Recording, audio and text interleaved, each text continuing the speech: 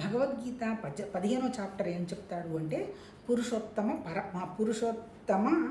ప్రాప్తి యోగం అన్నాడు. ఏంటి పురుషోత్తమ? పురుషోత్తమ అంటే పురుషం అంటే పురుషులలో ఉత్తమమైనటువంటి శక్తి. ఏంటి ఆ శక్తి? పురుషుడు అంటే ఒక ఆడవాళ్ళు ఒక మగవాళ్ళు కాదు, ఒక పరమాత్మతత్వ శక్తి నుంచి ఎంటైర్ క్రియేషన్ అంతా వ్యక్తమైంది. ఈ క్రియేషన్లో ముఖ్యంగా వచ్చినవేంటి? జడ ప్రకృతి ఏమన్నాడు? పంచభూతాలు, నేల, నీళ్లు, అగ్ని, వాయువు, ఆకాశం, దాంతోపాటు మనసు, బుద్ధి, అహంకారం, తర్వాత జీవ చైతన్యం అన్నాడు. అంటే అల్టిమేట్గా పొటెన్షియాలిటీ అంతా ఎక్కడిది? అందుకని ఏం చెప్తాడు భగవతత్వంలో? 2 విషయాలు మనం అర్థం చేసుకోవచ్చు. ఒకటి ఎనర్జీ, 2 మ్యాటరు. మ్యాటర్ అంటే మన ప్రాణం, మనసు అన్నీ కలిపినటువంటి శక్తి. అసలు ఒరిజినల్ పొటెన్షియాలిటీ ఏంటి? ఎనర్జీ. ఇప్పుడు మనం అర్థం చేసుకుందాం. అబ్బా, భూమి ఉంది, భూమిలో నేల అనేటువంటి పేరు ఉంది, దానికి పొటెన్షియాలిటీ ఉంది. పొటెన్షియాలిటీ అంటే ఏంటి? శక్తి. ఏం శక్తి ఉంది? దేనంటే అది భూమిలో నుంచి మనకు ఏమంటే యాపిల్ మొక్క వేస్తే యాపిల్ విత్తనం వేస్తే యాపిల్ వస్తుంది, మొక్క వస్తుంది. మిరప మొక్క వేస్తే మిరప విత్తనం వస్తుంది. అంటే ఆ భూమికి ఆ పొటెన్షియాలిటీ ఉంది. అలాగే నీళ్ళకి ఏ పొటెన్షియాలిటీ ఉంది? నీళ్లు పోస్తేనే కదా మొక్కలన్నీ వస్తాయి, తర్వాత వ్యాపించుకుంటూ పోతుంది కదా అది. తర్వాత 3వది ఏంటి? అగ్నికి ఏముంది? చూస్తున్నాం కానీ రూపం కనపడుతుంది మండుతున్నట్టు, కానీ అది మండుతున్న విషయం మనం వేలు పెడితే కానీ తెలియదు. అంటే అది పొటెన్షియాలిటీ అనమాట. అంటే పొటెన్షియాలిటీ అంటే ఏంటి?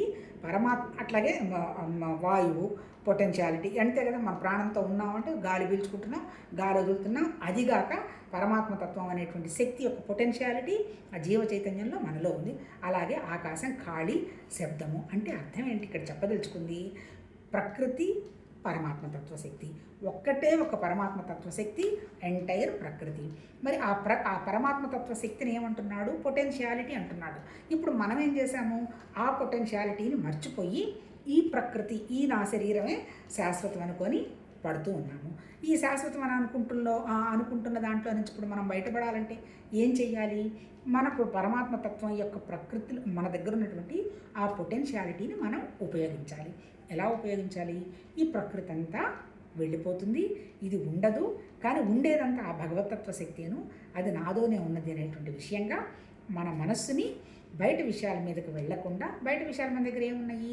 లోకవాసన, విత్తవాసన, తర్వాత పుత్రవాసన అంటే మన సంసారం, మన పిల్లలు, వీటికి సంబంధించే కదా.